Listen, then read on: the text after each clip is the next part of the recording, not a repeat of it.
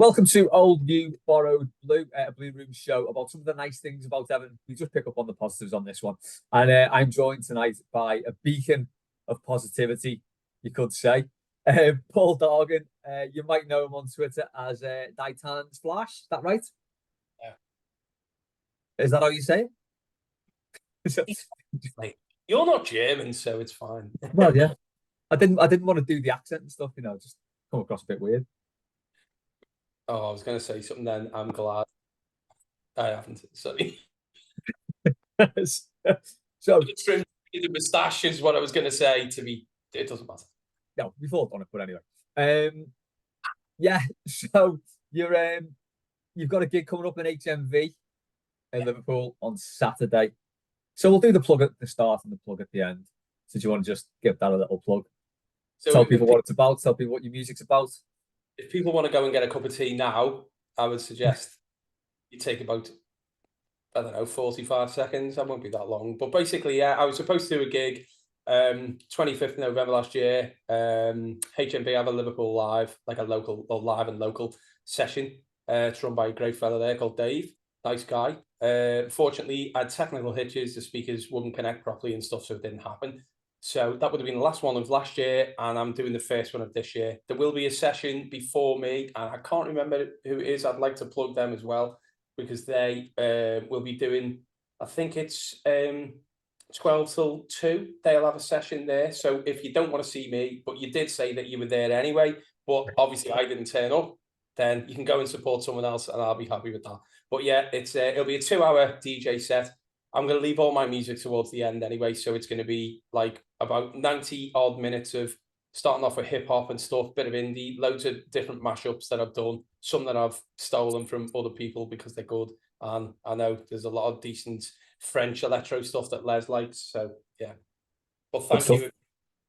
And that's at HMV on Saturday in Liverpool at 2 o'clock. I'm going to say till 5. It is, sorry, yeah, and it's Williams next to Matalan and not far from Sweeney's, which is, I think, the loudest karaoke bar in the world. Oh God, yeah, you're gonna have some competition there. No, they won't, because I'll just go and tell them to shut up before I start. Fair. Or you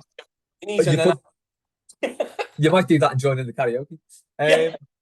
Right, should we get into this then? So just a refresher for anyone who's not seen or listened to the show before. It's Old New Borrowed Blue. Basically, the premise is you pick your favourite old former Everton player, new current Everton player, borrowed Everton loanee, and blue, your favourite Evertonian. Can be someone famous, family member, or just your favourite thing about Everton. So we will kick off. Paul, who is your favourite former Everton player? Well, I had a bit of a deliberation about this because you and I are not too far away from the same age, really, are we? So you obviously were able to see a bit of the glory days in the 80s, a bit more than I was. So the shortlist was Big Nev, obviously Neville Southall, Kevin Sheedy, who was always my favourite player growing up, Andre Kanchelskis, but I thought it was just, he was had he been at the club probably another season or two, he could have been the player. And Rooney, because of the way that he came through the youth setup, and obviously he wasn't there long enough either. But I've gone with Leighton Baines, just because he's an all-round amazing bloke as well as an unbelievable footballer.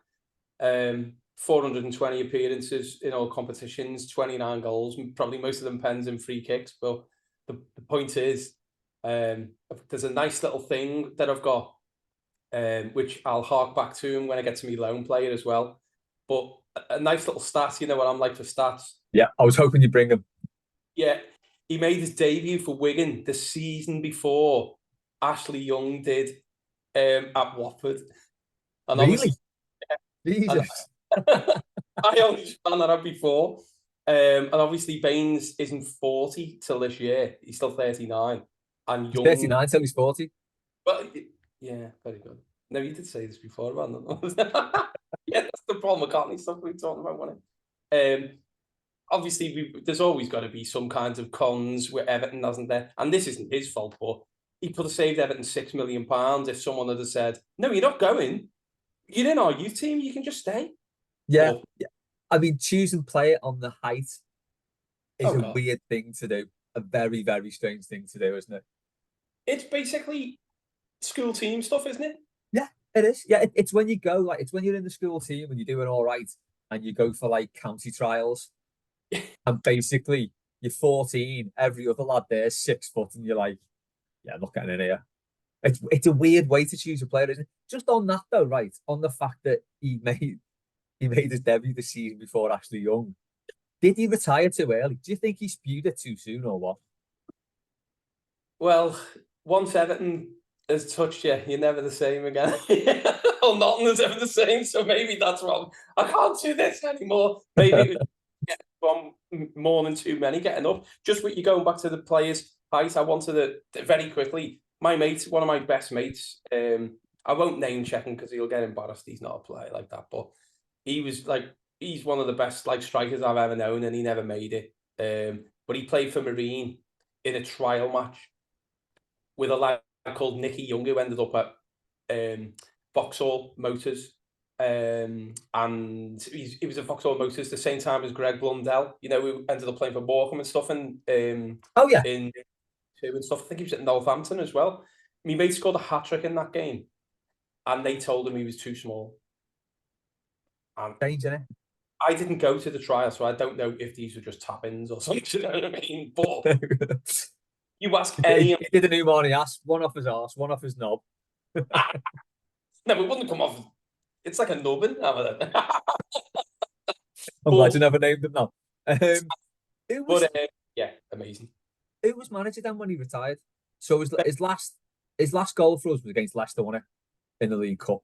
Oh my God. Well, do you know what? That was my last. Oh no, that was one of my next things. That goal against Leicester. I didn't realise that was his last one, but that's very. Yeah.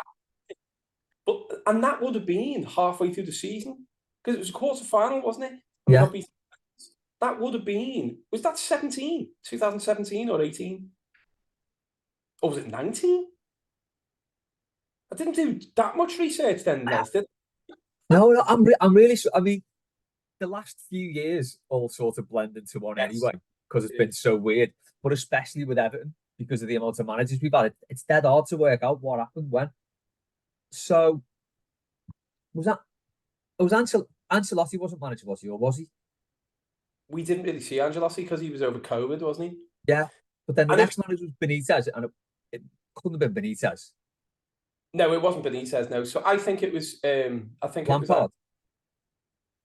No, that was like 2022. Yeah, I don't think it was. Tell you what, let's find out. Keep talking about Leighton Baines, and we'll find out. I'm going to do it. You know this?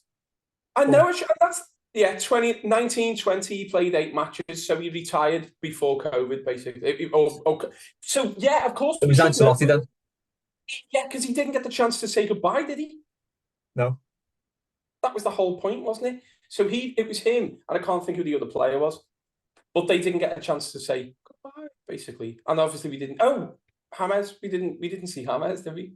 He never happened, I don't think. Yeah, oh no, I don't believe he happened either. But so there's a little bit of synergy here anyway. Those 2 free kicks that he scored in 2013 in West Ham, yeah, was the debut of my loan player. And he also scored on his debut. So let's just don't have a guess yet. Just keep that in mind. Yeah, the shirt's a little bit of a clue as well. Wasn't this one on the day? It was the white one, wasn't it? But it's that season. With that Fizz Prince Rupert's Tower. Oh God, it's just like a big American police badge, isn't it? For anyone listening to the podcast, by the way, I've got the 2013 yellow away shirt on. The one where Jagielka did the photo shoot by the swimming pool in Miami, I think, for it. Yes. He stood in a full kit and a pair of football boots in a swimming pool. Like the Morning... Was it? No. What album? No, it is Morning Glory. No, it's not Morning Glory. What's the Oasis album with the car? Oh, Be Here Now. It is Be Here Now, isn't it? Yeah, sorry, yeah. Wasn't there then. Yeah. No. I know. Right, well, any more on Leighton Baines? Oh, yeah, do you know what? The best thing I liked about him, and Liverpool fans said this to me as well, and they always liked him, that early ball into the striker. We haven't had a left-back who's been able to do that since And you know, obviously, I can't think of a player like Graham Sharp would have loved to have played with Baines.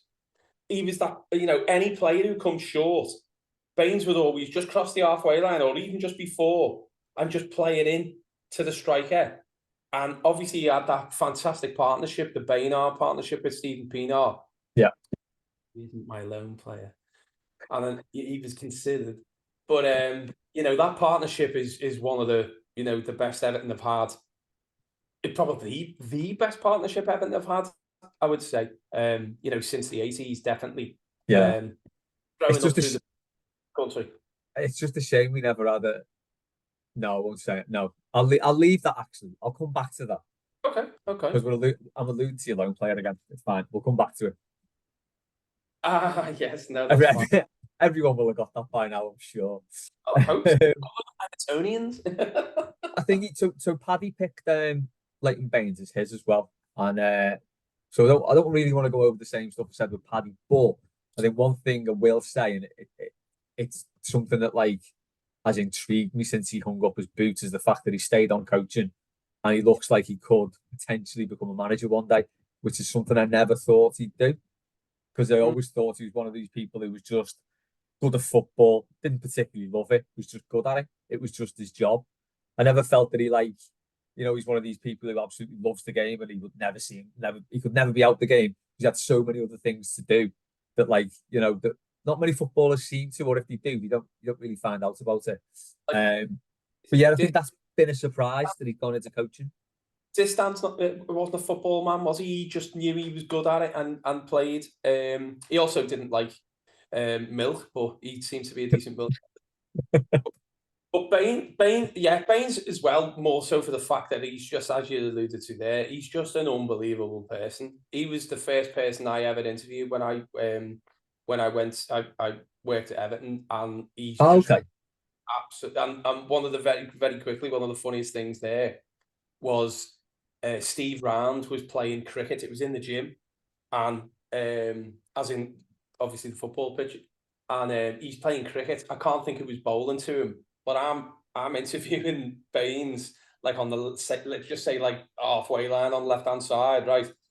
And he's definitely aiming for both of us, or definitely me. Why would he be aiming for Baines? Why would anyone want to hurt Leighton Baines?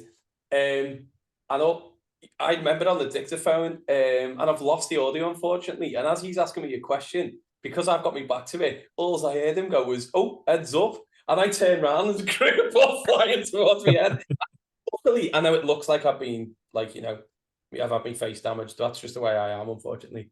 But yeah, I just about got out of the way of it. I can't believe I did. He's just laughing his head off. I like it. All you got was heads up. He just went heads up, and I just went, "What? Oh my god!" But I think Steve Ram was definitely aiming for me. So yeah. That was little headset on as well, bless him. No. But right. Yeah, legend. Like, yeah, and as you can attest to, a great fella. Unbelievable. Yeah, unbelievable guy. Right, on to who I think is another great fella. A lot of football fans and a lot of Evertonians seem to disagree. We'll get onto that in a minute, because I don't know why he's a divisive character at all. But who is your favourite new current player? Well, the game shortlist, before I get to him very quickly, was obviously 60 grand. You know, what an unbelievable servant Seamus Coleman is. I don't know, some people don't like his rallying cries and stuff like that and whatever, but you can't deny. And he also made his debut. That was my son's first ever Everton game, Tottenham at home, when he came on as the sub and got an assist and then a pre-assist, as the Reds love to call it. Also, Tarkowski, because he's just ridiculous, isn't he? You know, in some games he's like impenetrable. James Garner is really growing on me, and Jared Branthwaite as well. Obviously, is, you know, as long as we can keep hold of him, hopefully it's, you know, I don't know, but for a couple of seasons at least, it'd be nice, wouldn't it? Well, I hope so. Yeah, but Jordan Pickford is me current favourite. Haven't played in goal, I know how difficult it is, and I used to get called the monk, Jason Statham's character out of Mean Machine. Oh yeah. Not because I'm bald and clearly look like Jason Statham. If he'd been hit by a Mack truck. But Pickford's just... when people say they want passion from players or from Everton players, he really identifies as that, doesn't he? He probably has and exudes the passion of all 11 players and probably all the 9 subs as well, and the backroom staff and the Gladys Street. Yeah. And as you say there, or you said, I even had a conversation with someone quite recently. I think I spoke to you over WhatsApp as well, didn't I? And I can't believe that I can't understand why people get annoyed by him. It was after the Man City game, and I can understand why people do get, but they jump on him, and they forget that he's done, 150 great things, including saves, and in a season, shall we say, is long kicking game. I know it can be hit and miss, but when it hits, Jesus Christ, yeah, he's Beckham passes where he's whipping them. Yeah, out to the I sometimes think people want perfection from him. I mean, we'll talk about his game first, and we'll talk about his character, because people seem to have issues with both, and I really don't get it. I'm like goalkeepers union because Joe, the youngest lad's a goalie, isn't he? So I'm fully goalkeepers union anyway. But look at his game, and last couple of seasons alone, he's single-handedly, probably a little bit of an exaggeration, but he single-handedly kept us up, because he's made some saves in some games where it's kept us in it. We've won or we've got the draw, and yet still he'll make the odd mistake, or the kicking will be off one day, and people are like, "He's shite him," or he'll well, we're going to start in a bit about celebrating saves and that, but it's just that it's like I think people want perfection from him, and they must have very short memories from, if anyone was around from the transition from Neville Southall to Nigel Martin, that was painful. That was painful. Thomas Mara came in and he looked all right, but then he lost it, and it was hard work. And then if anyone looks at what happened with Tim Howard, where he was a decent keeper at first and then just lost it, and then the transition till Jordan Pickford again, Stecklenberg, it was painful. Yeah. So I don't really know what people want. You're not going to get a perfect player. Personally, I think it's just another knock-on effect of the building and continuing and ongoing frustration of the lack of success. Yeah. And goalkeepers are always the scapegoat, regardless. If a goal gets conceded, regardless of whether it's just the keeper, Pickford is net. All right, let's go back to obviously that Origi one. Yes, 100% his fault. But he's never done like a Peter Enkelman, has he? Where a throw in and it's under his foot. And then people go, he gets beat from distance too much. And there's so many, he's got so many, there's so many more pros than there are cons to Pickford. Yeah. And then it gets highlighted again, or it comes about when you should rest them when they play Newcastle, which went out the window last month. Yeah, exactly. And look at the time, and I actually didn't go. Newcastle away. What was the game where we were 2-0 up, and he gave the pen away and then saved it? We lost 3-2. I was in Keswick. And there were Newcastle fans in this bar, like a sports bar in Keswick. There was only me and my cousin who were Blues, and our mates, one's a Leeds fan, one's a Celtic fan. The other one's, weirdly, a Middlesbrough fan. He's from Northern Ireland, lives in Edinburgh, and his dad's a Blue. I cannot work that out. But he's 6'5". Must have loved Janino.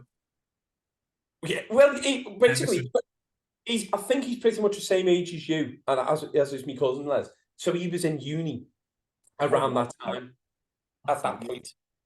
So it's absolutely ridiculous that, yeah. Or maybe like Claire Tomlinson. Maybe. You know what I mean? Maybe like ICI. I don't know. No, you know why I'm mentioning Claire Tomlinson, don't you? No, go on. Because, it doesn't matter. I'll tell you after.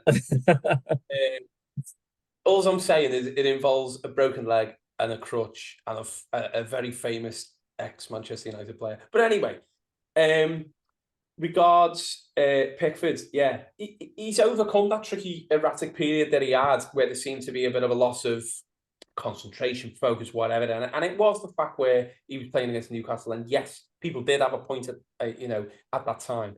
I think he's hilarious as well, with the fact that his passion is ridiculous. And the thing that came out, Tarkovsky getting interviewed the other day, or was it the other day? I only seen it the other day. And he was saying, he's mad. He's absolutely mad. Yeah.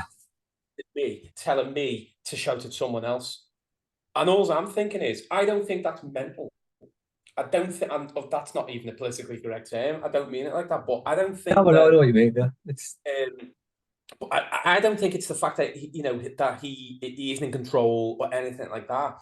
He typifies exactly what I want in a goalkeeper. As you saying, how many saves has he made that have ended up counting for nothing?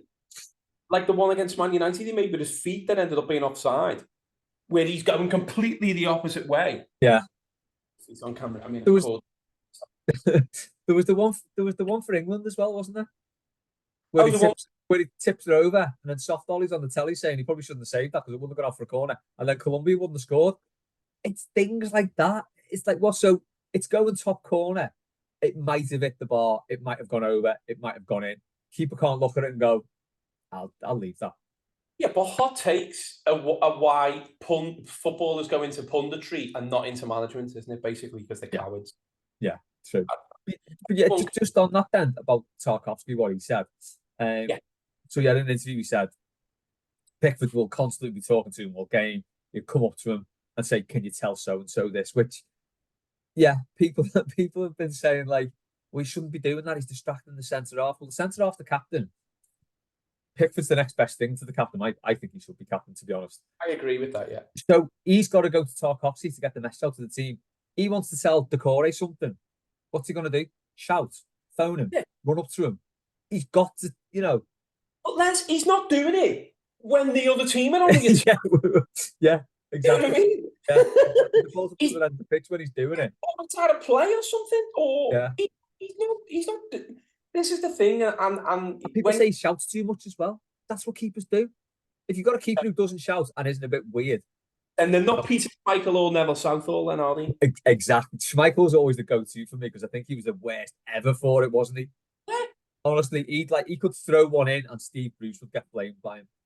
And do you think, right? Do you remember that 1993 Coca-Cola Cup quarter-final at Goodison where Cossie missed a pen? And Cossie also had an unbelievable volley from the edge of the box that Schmeichel saved. I don't know if it was inadvertently, but the side of his head. And there's the 13-year-old me going, oh my God. And the first thing he did was like pure have a go at whoever it was, Scholes, Giggs, like Lee Sharp. I don't know who it would have been. And you could hear him louder than the Gladys Street. And I'm like, oh, absolutely crazy. But that for me, everyone says keepers are mad. It's not just about being mad. You've got to be world class if you're going to get to the top. And I'm sorry, people might say I'm talking rubbish, but I think he is, because how many one player like him and Richarlison 2 years ago made sure Everton didn't go down. Yeah. Pickford last year, and I know obviously I'm not saying that nobody other than him. But I know what you mean. And it's like you talk about like he's world class and he's got that winner's mentality, which makes it all the more surprising he's been at Everton so long, really, because he has got that and you can see that, and that's why he is like he is.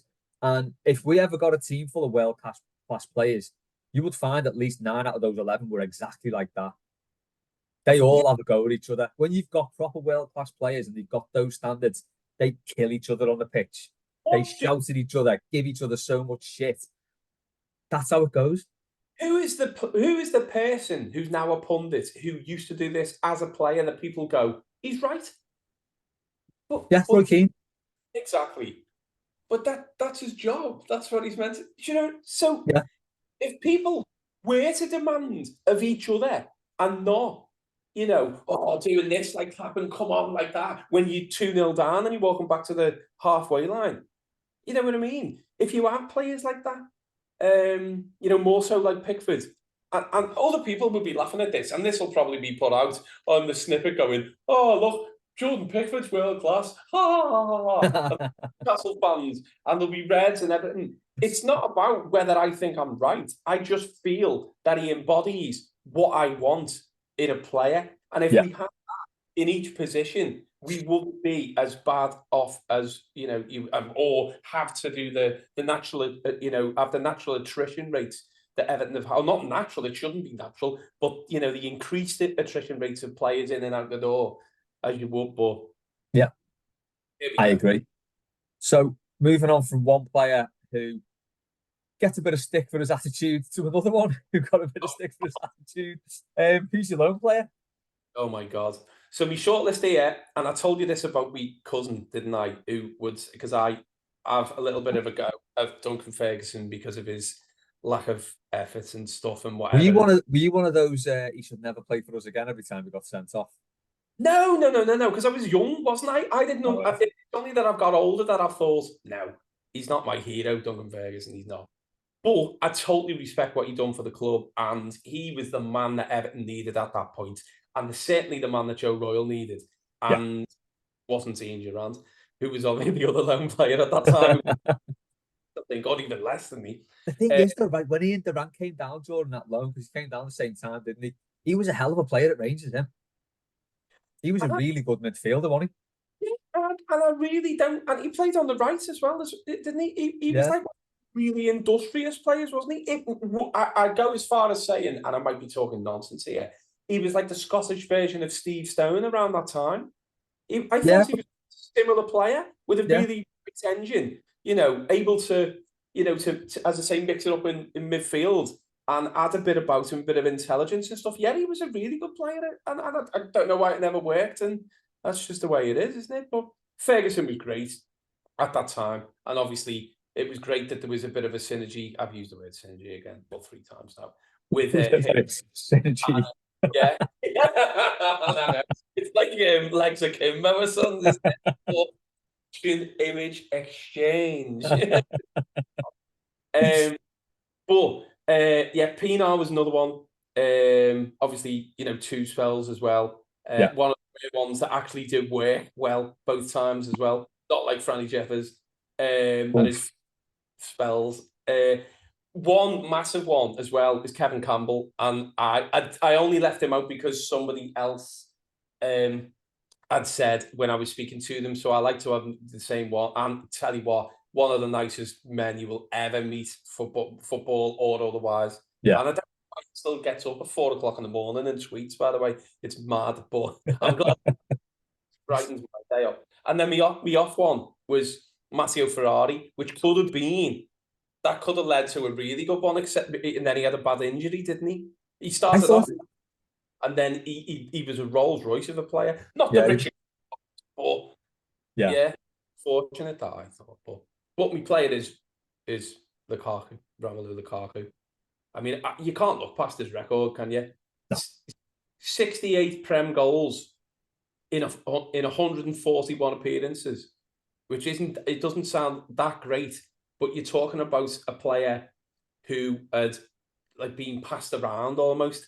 Obviously, Chelsea, he couldn't get started. He went to West Brom. He was involved in his last game before he signed on loan for Everton. It was Alex Ferguson's last game in charge of United, which was 5-0. Yeah. Did he score a hat-trick in that one? Did. But the funniest thing was, I remember, I don't know why, I think Tom was really young, my son, by the way, and we were watching, but he obviously was really young. It was 2012, I think it was. And, Hackatee Dog, they were doing the predictions. I think he was on Football Focus or something like that, right? And he went 7-4, and he was the closest that anyone was ever going to get to that score because there were 10 goals in it, and he only mixed them up by 2 and 1 the other way.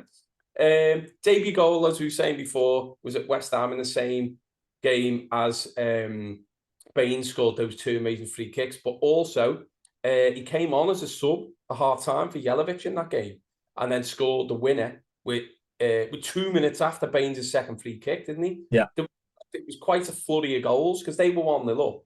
Baines, I think they scored 75, Baines had scored nearly a free kick on the 62nd minute. I think then the 82nd, and then Lukaku scored 84, and then that header. I just remember in the derby in the 3-3 game where like I can't even remember who put the corner in, but from the church, swung into the post, and he got up pure Ruud Gullit. And those dreads, wasn't it? Before the player had even jumped up, I couldn't, and I was like, "Oh my god, we found someone here. Let's hope he stays." He didn't get enough for them, did he? No, he didn't. And like that, he became more of a, because I think that season he was a proper force of nature, wasn't he? Yes, he did everything. Yeah. And then when he signed permanently, he can't stop doing that a little bit, didn't he? He had a case of the Samsons then, because he cut his... when he came back that summer, didn't he? He was all like clean shaven. But but after that, he became like a bit of a different player, didn't he? For us, I mean, still absolutely unreal, as you say. And like I was going to say before, it's just a shame that the Moyes teams never consistently had a player like that. Yes. Oh my god! I think the closest we ever had was Yakubu, wasn't it? And in terms of an absolute natural goal scorer and finisher, his career was obviously cut short by that Achilles injury. But you just think, like, when you talk about Baines and Pienaar on the wing, and you think of those few teams that Moyes built. All it ever needed was a player like that, and then as soon as he left, we got one. Yeah, Michael Madar, Jesus Christ. I'll not have a bad word said about him. Hey, was he on loan? Madar? Did we sign him? He came from Strasbourg. He wasn't here very long, was he? No, he wasn't. He was from Strasbourg, wasn't he? Am I making that up? He was at PSG, but we signed him from... Yeah, it was from somewhere else we signed him from, wasn't it? Let's have a look. Oh my God, have you seen him now? Deportivo, we signed him from. Oh, did we? Oh God, he actually went to PSG after Everton. That is the story of Everton, isn't it? That was some move, wasn't it? There is nothing on this page about Strasbourg. So where have I got that? Did he have to go to like the Strasbourg Court of Human Rights or whatever it is for some reason? Because for being part of that 1998 Everton team. For missing that bloody sitter at the Cop. That's what it was. You know what I mean? Anyway, Lukaku. Only 2000s player in the top 40 Everton players who have scored most goals at Goodison with 48. The only player in the only other Premier League player is Duncan Ferguson. Yeah. What's your favourite Lukaku moment or goal? Well, it's certainly not that penalty miss that we were talking about. Maybe his performance in that derby when he was on loan, but also the performance in the home game against Arsenal, game we were 2-0 up at half time and should have won, and can't believe they come back and drew 2-2. But he actually that was the first home game of the season. I can't remember. Did Giroud score? And we were 2-0 up, and then Giroud scored in the last 10 minutes, I think, didn't he? Yes, I think so. Yeah. I wasn't there, and I don't know why. Me and my cousin watched it when he lived in Cheshire. I don't know why we didn't go. We were watching it at a pub, and we were like, bouncing all over the place, thinking, oh, why didn't we go to the game? I can't remember why we didn't. And then at like a full time, I think it's because in that pub there was karaoke on, so we just decided to stay. You're in Cooper's, weren't you? Yeah. No, it wasn't. Yeah. Was it Sweeney? The other thing is as well, I know that people go, he was like lazy and all this and whatever, and his first touch was awful. He's Everton's Premier League record goal scorer, and I know he's only got 68 of them. And I know, by the way, that Calvert-Lewin is only 18 behind. He's on 50 now, isn't he? And I know he cupped his ears when he scored in the 4-0 at Old Trafford. I know he was getting booed the whole game. You know what I mean? And I know we can say it as well. He was a bit of a dickhead. Yeah, but he's certainly the best striker Everton have had in the Premier League era. I don't think anyone can deny that. No, not at all. And again, we talk about those players with winning mentalities like we did with Pickford. He's another one. you're gonna get a team of you're gonna get a team of players who will do your head in really, because some of them are like Lukaku, some of them are like Pickford, and it's a mix of that. It's a lot of there's a lot going on in their heads. They're very determined people, and I think this is the thing that probably annoyed most people, wasn't it? The fact that whenever he went away with Belgium, not exclusive to him, by the way, it seems to be a thing with Belgian players in particular. He would always be like saying, "Oh, Everton's a bit of a stepping stone," which is like we kind of knew that anyway, but we Yeah. don't need to hear it every fucking time you go away. Yeah. And the only other one thing I was going to say was it's mad that he's Everton's top Prem goal scorer, but in the modern era of squad numbers, he was never number 9, was he? No, he wasn't, was he? Which is quite mental when you think about it. And I've used that again and politically. I don't mean it like that. My go-to goal for whatever reason, I'm not entirely sure why, is that opener against Bournemouth when we beat them 6-3. Is that still Everton's quickest Premier League goal as well? Oh, I don't know, is it? I didn't know that. It was at the time when he Because scored it was right at the start of the game, wasn't it? And it was the way he bent it in was just stunning. And that's the thing, he could score every type of goal as well. He scored 4 in that game, didn't he? Yeah. And 6-3, and like absolutely ridiculous game. That was ridiculous. Yeah. And yeah, it's just again, he's just one of them that it's like he's got away. It's like it's the same as like, I was saying, you saying about Lukaku in the money side when he was building everything up and whatever, and he had obviously the 11 years he had, and he was trying to do different things. He had to do different sides, build different sides and stuff.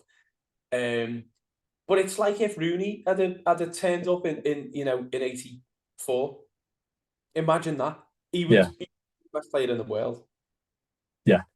Because he would have had far better players around him at that time and would have, and I know it's a different game, but he would have been able to mix it in that era as well. I mean, that's the thing that always annoys me about this side, and particularly when people say, "Oh, Roberto Martinez was a good manager, or he wasn't that bad." He was terrible. You look at that team he had, and he finished 11th twice. All right, that first season was great, but as soon as he got his coaching methods into that team and he started to mold that team in his own image, it just lost all intensity and direction, and that team should never have finished 11th. But there were 3 things with that for me, fundamentally. Yes, number 1, exactly. Why change what wasn't broken? That defense was solid. Why change it? Why change it? Second thing was he had no plan B. Yeah. And A was always, let's go, we're going to take that goal kick short to Gareth Barry. And then that ball's going to go inside either to McCarthy or it's going to go down the right-hand side. And whoever is going to be on that. And then Wigan at home when we were 2-0 up. And Yobo's knocking the ball inside. And I'm like, what? Not Yobo. What am I talking about? No, because that's a different Wigan game. That was a 2-1. Are you thinking the one where Martinez was manager of Wigan? No. No. I'm thinking of a different Wigan game, but I just remember that. I remember Yobo gave an awful inside pass that, like from right back, that you should never. No one in football who's ever been taught to play football should ever make that pass. That was my first ever touch of a football in a competitive match. I did exactly that. Oh, you never forgot about it? And no. I was playing right back for Bidston Avenue Infants. Bidston Avenue Juniors. Ball came to me. I just panicked. Hit it right back inside. Striker ran through and scored. But I never did it again. So difference is you weren't playing in the Premier League. I was 8. Yeah. But yeah, so Lukaku, I know he's he has his detractors, but you boil it down, again, it's just frustrating, isn't it? Yeah. And the club, he had this and that and whatever, but yeah. But and just finally on him, he was amazing in that loan season, but then he didn't do a Terry Curran and didn't just like not do anything after he signed. He was amazing after he signed full time as well. He was the first Everton player to get over 20 goals in the season since Lineker, wasn't he? Oh, he was, yeah. That's right, yeah. He got 31 years. So how can people forget this? And how can they just go, yeah, but he was lazy, wasn't he? Yeah, okay, sound. Let's move on. Mad. Right, finally, go on to your blue. So this is a subject I know absolutely nothing about. So I will just completely defer to you, other than I have seen him lift trophies twice at Goodison. So Yeah, over to you. that's absolutely true. Well, very quickly, my shortlist was, I only had two on this, but my shortlist was Everton in the community. You can't not. But I Yeah, think someone else has used that. They're just incredible. And we're very thankful as Evertonians that what we don't see on the pitch regards success, we do see for the people who need it. And, I'm so proud to support a club that looks after people, and everybody who does a job there is we'll all be indebted to them forever, and yeah, I'm and happy to be and, associated and with it. people shouldn't use it as a stick to beat the club with when the football shit. Does me head in there. When I know. people like we're a charity with a football club, it's just like, well, we're not, are we? That's just a really, really cynical way of looking at it. It's a football club. It's a multi-million-pound business in a multi-billion-pound industry that's actually putting something back and doing something good. Yes, So it should exactly. never ever be detracted in any way, and never mentioned like that because it doesn't do anything. Not And they helpful. don't do things to be receiving awards at the end of the season. No, That's no. most of the work that they do, and the dedication that people have got, the humanitarian side of it, as you say, of a multi-million-pound business. Is it a Yeah, multi-million business anymore? I don't know. God knows. In fact, I would imagine that some of the people at the club will be going to the charity soon and asking for help. But yeah, but, yeah. Go on, sorry. No, go ahead. I was just going to say the other one was Dame Judi Dench, and I know people may go, "Oh," but her ex-husband sadly passed away in 2001. Michael Williams, obviously fellow actor as well, was a huge Everton fan, and he obviously, said to her, "This is, apart from That's unbelievable so actor." that's where that comes from because I never knew where the link was. Okay, that Well, makes and talking about the person who I'm going to talk about very quickly, she's won an Academy Award, a Tony Award, 2 Golden Globes, 4 BAFTAs, six. Hang on. Oh yes, so 4 BAFTAs for TV, 6 BAFTAs for film, 7 Olivier Awards. Absolutely ridiculous. bet you she does a lot of work for charity as well. I'd like to talk about it. Yeah. Nicey. You just need to do your cup now. So my player, sorry, my person is a player, yeah, is Tommy Fleetwood. And I know, yeah, you might not know much about golf, but you know, obviously, how big a blue he is as well. Um, Unfortunately, he's never won a PGA Tour event, which might not mean anything to you, but that's the flagship before Live Golf came along, the flagship tour. Um, he has won 9 tour events, so 6 in Europe, and then he's won a PGA other event, which was like an invitational one. But again, he's such a nice bloke. His caddy grew up and lived in Bootle, where I'm from, and loads of my mates. When we were young, I've got loads of mates who like used to play golf and stuff. And I don't know if you don't like golf, you won't know, but there's a guy who presents the golf at the moment who's also from Bootle, and he was the captain of Bootle Golf Course. His name is Nick Doherty, and yeah, there was like a lot of those people around that time when I was growing up were all just unbelievable snooker players and golfers for some reason. I don't know why. But I've never met Tommy Fleetwood. Obviously, I'd say his caddy, Ian Finnis, or Ian Brown Finnis, is also married to Rachel Brown Oh, Finnis. okay, yeah, Brown, obviously ex-Everton, and she yeah. is as well. When I worked for the club, interviewed there in Gladys Street School, she went there to do a tour. She's just unbelievable person, like, do you know what I mean? Fleetwood's amazing. Weirdly enough, another mad coincidence. So the 11th of January, he visited Bramley Moor, which was exactly a year ago. Well, this is going out on Thursday, isn't it, Yeah, Les? so it'll be a year ago to the day. A Yeah. year ago today, which is weird. I don't know. I don't know why that. That's just synergy. It's like I had to write a big article about George Foreman today. I've said it again. Just I was dropping stuff in. Remember the England players in '98 when they were Yeah, getting up? dropping in song lyrics and that. Yeah, that's it. So, that's it, yeah. I forgot what my point was now I'm making then. I forgot what I was going to say. It was Bramley-Moore Dock. It's been a year since he was there. Oh yeah, I was writing a piece about George Foreman today. So obviously we're doing this on the Wednesday, and I didn't realise, so it was a 2,000 words article. Someone else had done the interview. I got the quotes and stuff like that, and he's 75 years old today, and I didn't realise. So the day that I was, there is synergy. Yes, it's too much, which means I'm going to have to call my next track Synergy, aren't I? And God, yeah.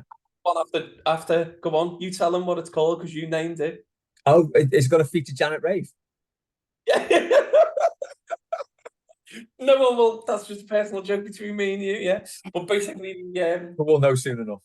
Yes, exactly. Yeah. So he's been part of 2 winning Ryder Cup teams as well. Yeah. 2018. Is that what are they the trophies he's showed at Goodison? I would imagine so, yeah, because I can't remember the Man City one, which was obviously the other day, 27th of December, wasn't it? And then he went to Hawaii to play in the tournament, by the way, after that. It's ridiculous, isn't it? That would have been the Ryder Cup, surely. The last time he was at Goodison was when it was 2017, when the Open was at Royal Birkdale, and he had the claret jug, which isn't one of Terry Wogan's cut off ears, by the way. It's one of Sam Allardyce's drinking cups, isn't it? Yeah, just full of gravy. That's why they had the pitch had to be cleaned up and it was delayed, the kickoff. But that was the claret jug that you seen that he okay. 17. So that's what you get for winning the Open Championship. Nice.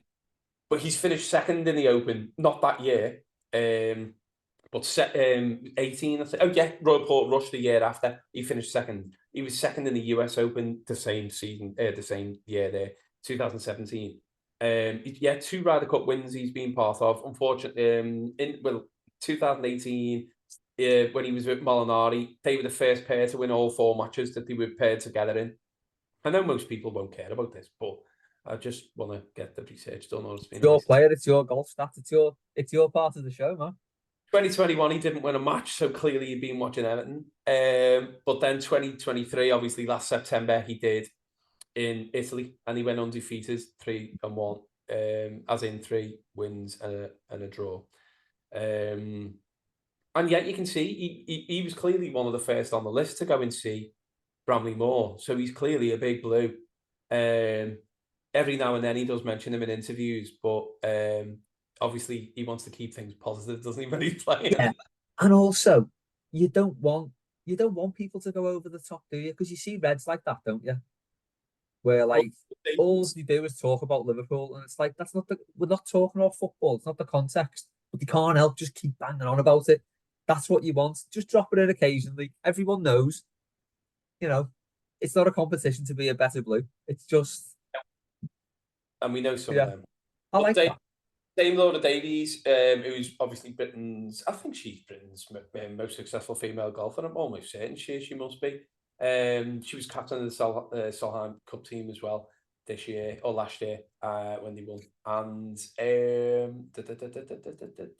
yeah, she's from Coventry, and clearly she's a Red, because obviously that's where all the it's the heartland, isn't it? Red all over. You still do that, fancy? Red all over. But I hope it went bust and they're all destitute now. Oh, lovely! Nice bit of socialism there, eh? Sipping champagne out of that cup you're drinking. But yeah, so he does epitome. I know, the people say, "Oh, it's one, blah blah blah," but I suppose that's the Everton in him, isn't it?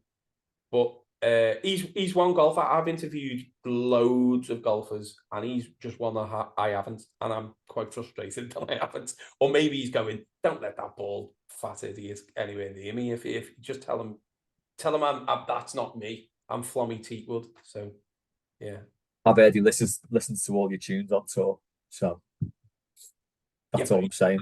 Things to say about them though. It's when, do you know when people go into rage rooms and smash them all up and stuff like that?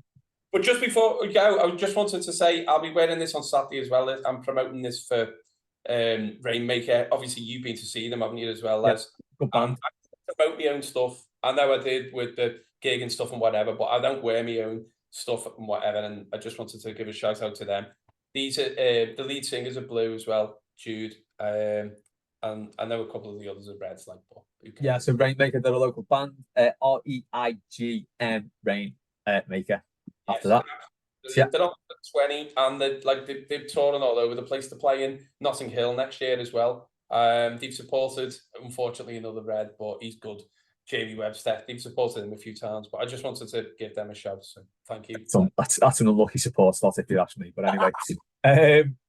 Cheers, Paul. Thanks for that. Good old New Borough Blue there.